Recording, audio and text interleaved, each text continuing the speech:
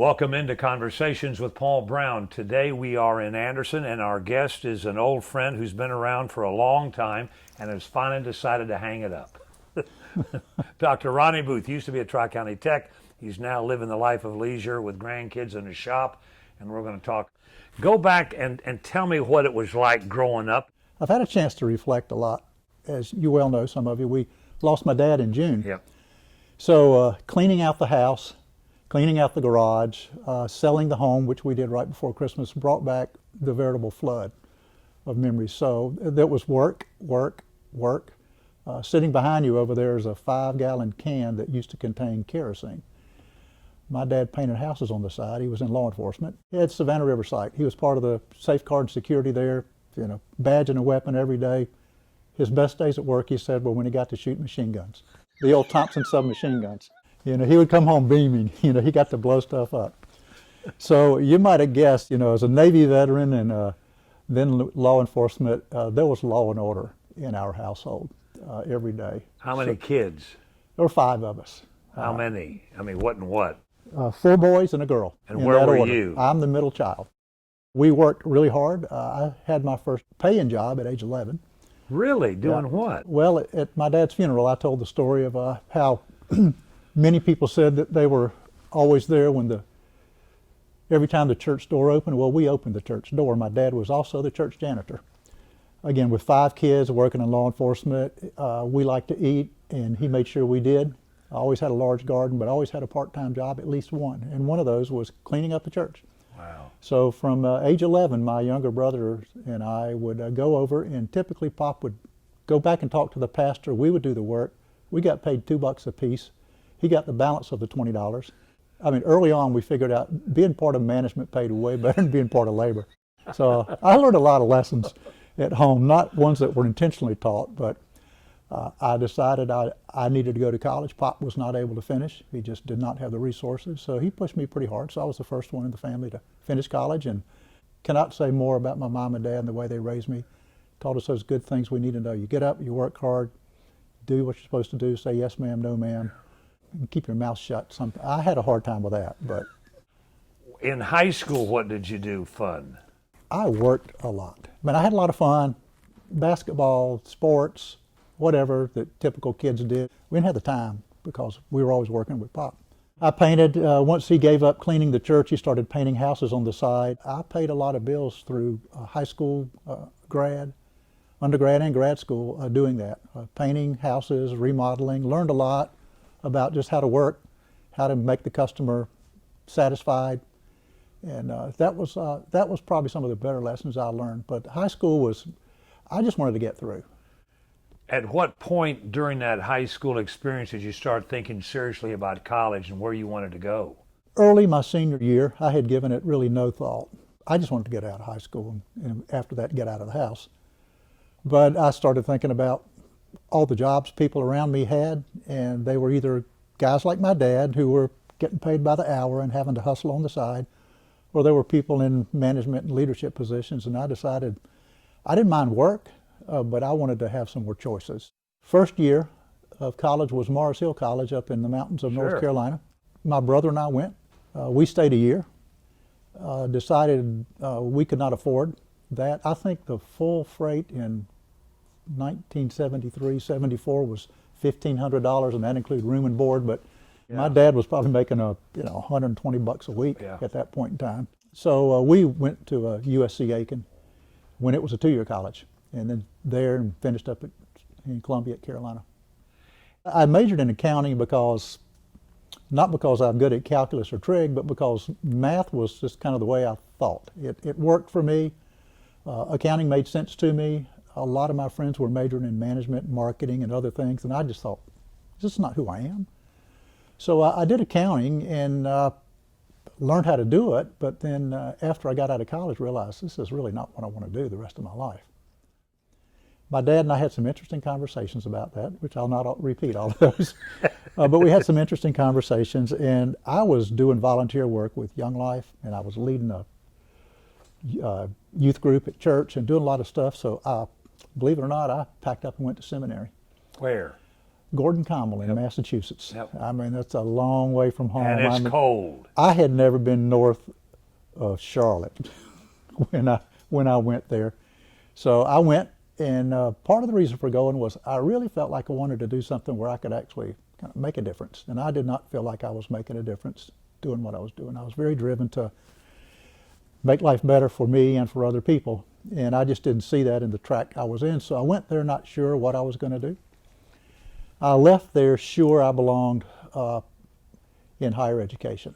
And that was good for me. I learned a lot of things. I have never studied so hard before or since. I have no doubt the first semester there I studied more than I did my entire undergraduate degree.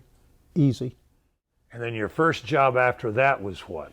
Well, I then went back to University of South Carolina and finished a second master's degree in student personnel services. And while I was there, I worked in financial aid office. I ended up there because I needed a graduate assistantship position because, number one, it paid, but two, if we had a grad assistantship position, we didn't pay tuition. So I liked that, and I took a job in student affairs, but then moved over to financial aid because the thoughts of the folk I reported to was, well, you have a degree in accounting, you ought to be able to do this. And it was a logical fit, so my first real full-time work in higher ed was in financial aid. I was director of financial aid, then registrar, then dean of students, and got to know the president there very well. He was a real mentor to me. He was a real pain to a lot of people, but he was a mentor to me, and we just got along well. And I had a lot of late Friday afternoon conversations with him. And he was encouraging that I ought to think about moving up the food chain, gave me some good advice, but I also learned a lot of things about what not to do by watching him. So I stayed at Aiken for 2 years, and then my alma mater in Massachusetts asked me to come up there for 2 years as Dean of Enrollment Management, and I was a faculty member, a faculty associate. I taught some and worked there, but decided after 2 years it was just too cold. Sarah, my wife, said it wasn't the depth of the winters that got us, it was the breadth. I mean, from Thanksgiving till May. You were freezing. And I shoveled 28 inches of snow on April 26th one year. And I went in the house and said, I'm not doing this ever again. And by June 30, I had 4 job offers below the Mason-Dixon line. And we came back south. I was a vice president at Piedmont College over in Georgia, Haberson County. Yeah. And so I stayed 9 years in Georgia before this opportunity came up back to South Carolina.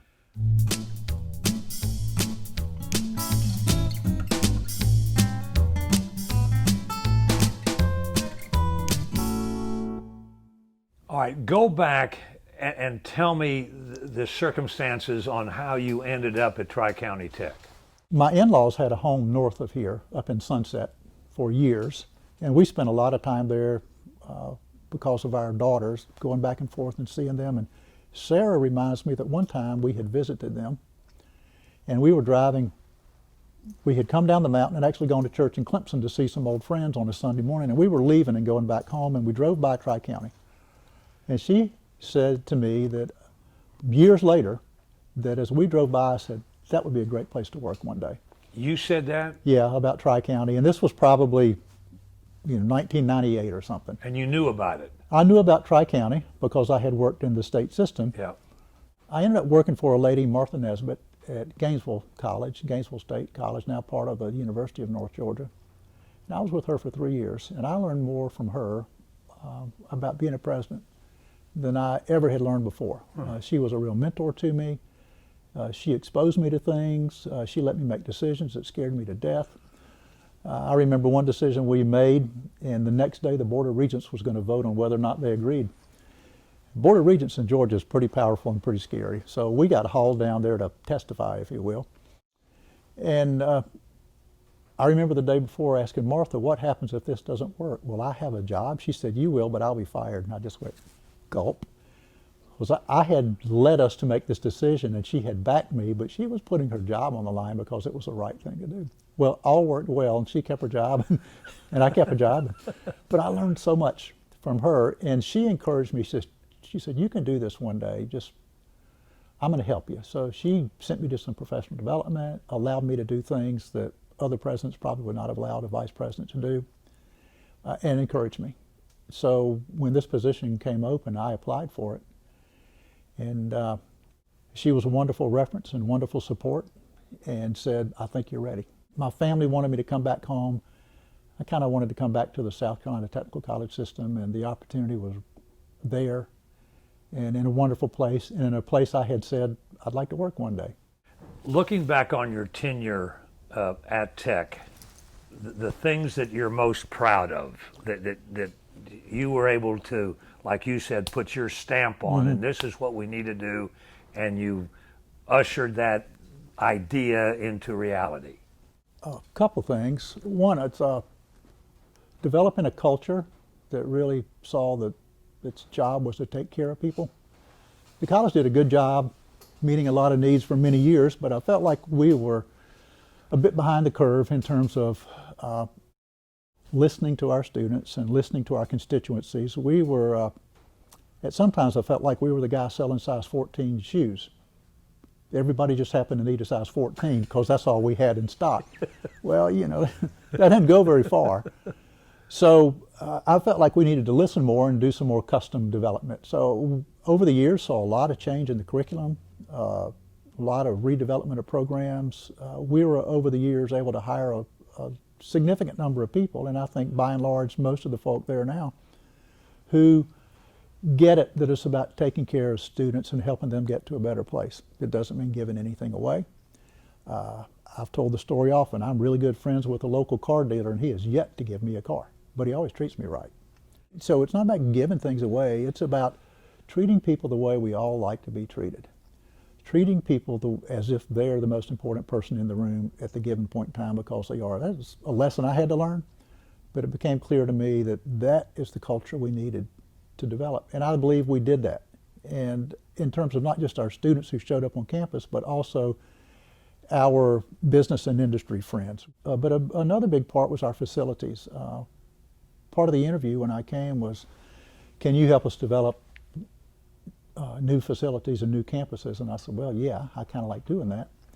And we had done that in Georgia. That was the issue I had mentioned earlier with the Board of Regents. We actually bought another college and converted it into our use. So we had done that. I had opened up branch campuses. So I would say a big part of the change was we went to where people lived. One thing to say, you know, we'll build it and you just got to come to us, but that's not the way we do life today. People seem to be so busy. The rule is we need to be close to where people live. Not so much where they work, but close to where they live. So that was part of the reason for moving to Anderson, putting a campus in Easley, finally getting one in Oconee, doing all the things we did over the years. It was about getting off of that hillside, because we were full, quite honestly, but also going to where people lived and we talked about being a college in the community. And we also had a really inadequate, I'm going to be polite, student center. We didn't have a place for students to sit, to study. They were sitting in the hall all the time. So now we've got a wonderful student center out there that I think is a model. And it's just been fun to see what that's done for the attitude of a lot of students. I think one of my board members once said, our students deserve everything a kid gets if he or she goes someplace else. Why do we have to have crappy facilities? And I said, I agree with you wholeheartedly. You guys just have to turn me loose. And they did. And that brings us to the last question. What are you doing in retirement, because you look happy? Yeah, I've been several places where people have said, will you stop grinning?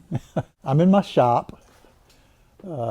I love hanging out here. I injure myself occasionally without adult supervision. We've got 2 grandchildren. Sarah babysits those 2 girls a couple days a week while my daughter works. Spend a lot of time in here. I'm doing some part-time work in business development with McMillan Pass & Smith, and it fits with who I am. It's part-time. I do not want a full-time job. I would have stayed where I was. I had, I think, the best job in America. But it was time to do something different. And I told someone this morning at breakfast, when I got up early for breakfast and went out to a breakfast, I said, I really was not happy when that clock went off. I normally do not set a clock. So I woke up and thought, why did I set a clock? Then I remembered. But it's fun to have control over my schedule, and that's a big deal. You know, all we have is 24/7. And so the question is, how do I want to spend the rest of my time? And I'm able to control that, and for all the opportunity I've had to be able to do that, I'm really grateful. We want to thank Dr. Ronnie Booth for sharing his story with us and for all he did for us as a community while he was the head of Tri-County Tech, because it was monumental what he was able to accomplish. And we want to thank each of you for tuning in and invite you to be back with us. Until then, take care, everybody.